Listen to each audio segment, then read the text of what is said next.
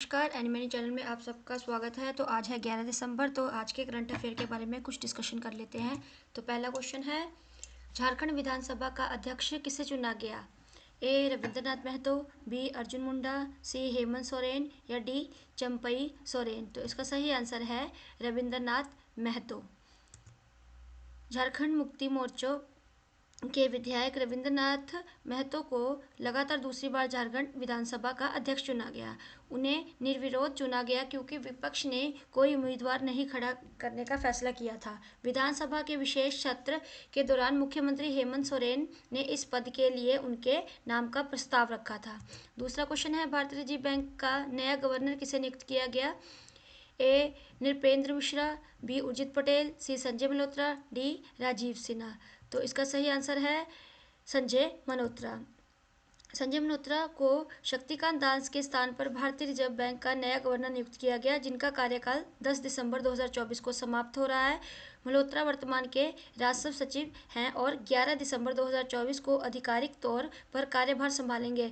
वह राजस्थान कैडर के 1990 बैच के IAS अधिकारी हैं। तीसरा क्वेश्चन है, जॉन महमा हाल ही में किस देश के निर्वाचित राष्ट्रपति बने हैं? ए दक्षिण अफ्रीका, बी कीनिया, सी घाना, डी अर्जेंटीना। तो इसका सही आंसर है घाना का। जॉन ड्रॉमनी महामा ने घाना के 2024 के राष्ट्रपति चुनाव में जीत हासिल की है, जो 8 साल के अंतराल के बाद कार्यकाल में उनकी वापसी हो रही है। उन्होंने लगभग 56.55% यानी 6.33 मिलियन वोट हासिल किए और उपराष्ट्रपति महामृदु बायुमिया को हराया। घाना गणराज्य पश्चिम अफ्रीका में एक देश है। चौथा क्वेश्चन है, हाल ही में अंतर्राष्ट्रीय मानवाधिकार दिवस प्रति वर्ष कब मनाया गया है? तो ये सही आंसर इसका 10 दिसंबर को। मानव अधिकारों को महत्व देते हुए हर साल 10 दिसंबर को पूरी दुनिया में अंतर्राष्ट्रीय मानव अधिकार दिवस मनाया जाता है। ये दिवस 1948 में संयुक्त राष्ट्र महासभा द्वारा मानव अधिकारों की सार्वभौम घोषणा को अपनाने की याद में मनाया जाता है। पांचवा क्वेश्चन है, हाल ही में किस राज्य सरकार ने ऊर्जा कुशल उपकरणों को बढ़ावा देने के लिए ऊर्जावीर योजना शुरू की? ए उत्तर प्रदेश, बी तमिलनाडु, सी राजस्थान और डी आंध्र प्रदेश। तो इसका सही आंसर है आंध्र प्रदेश।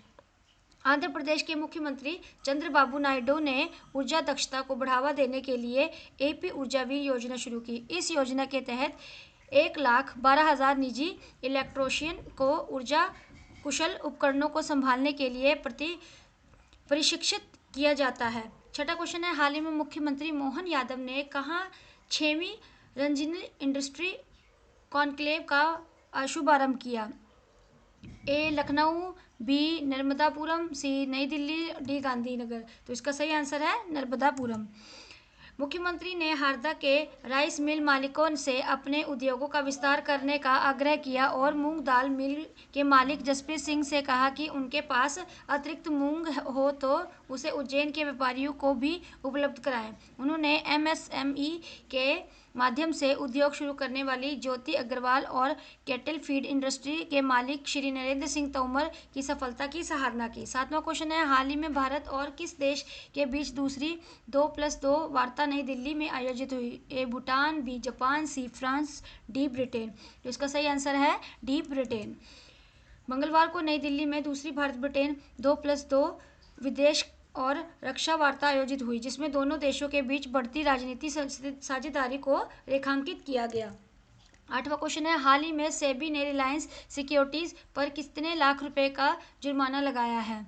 9 लाख, बी 6 लाख, सी 7 लाख, डी 8 लाख। तो इसका सही आंसर है 9 लाख रुपए।